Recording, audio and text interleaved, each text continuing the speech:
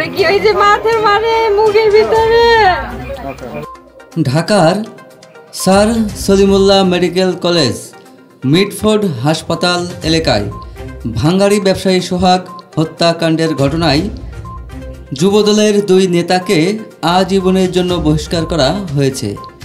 তারা হলেন যুবদলের কেন্দ্রীয় নির্বাহী কমিটির সাবেক সহ জলবায়ু বিষয়ক সম্পাদক রজব আলী পিন্টু ও ঢাকা মহানগর দক্ষিণ যুবদলের যুগ্ম আহ্বায়ক সাভা করিম লাকি। তাদের বিরুদ্ধে সোহাগের পরিবারের পক্ষ থেকে মামলা করা হয়েছে। শুক্রবার রাতে যুবদলের কেন্দ্রীয় কমিটির সহ দপ্তর সম্পাদক মিনহাজুল ইসলাম ভূঁইয়ার সই করা গণমাধ্যমে পাঠানো এক বিজ্ঞপ্তিতে এ তথ্য জানানো হয়েছে।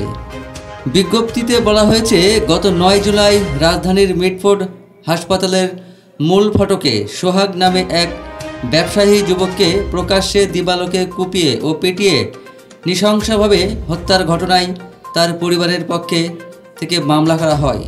আসামিরা হলেন যুবদলের কেন্দ্রীয় নির্বাহী কমিটির সাবেক সহ জলবায়ু বিষয়ক সম্পাদক রজব আলী পিন্টু ও ঢাকা মহানগর দক্ষিণ যুবদলের যুগ্ম আহ্বায়ক সাভা করিম লাকি।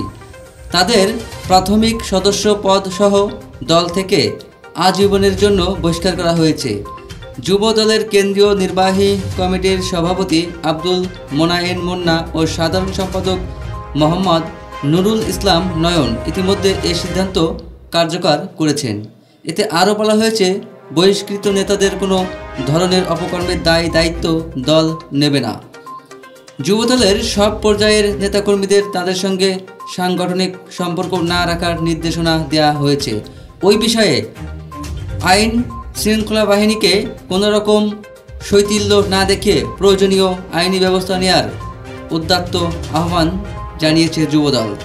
এদিকে এ ঘটনায় অভিযুক্তদের আজীবনের জন্য বিএনপি বহিষ্কার করেছে, জানিয়ে তাদের বিরুদ্ধে আইনগত ব্যবস্থা গ্রহণের জন্য সরকারের প্রতি আহ্বান জানিয়েছেন দলটির স্থায়ী কমিটির সদস্য সালাউদ্দিন আহমেদ।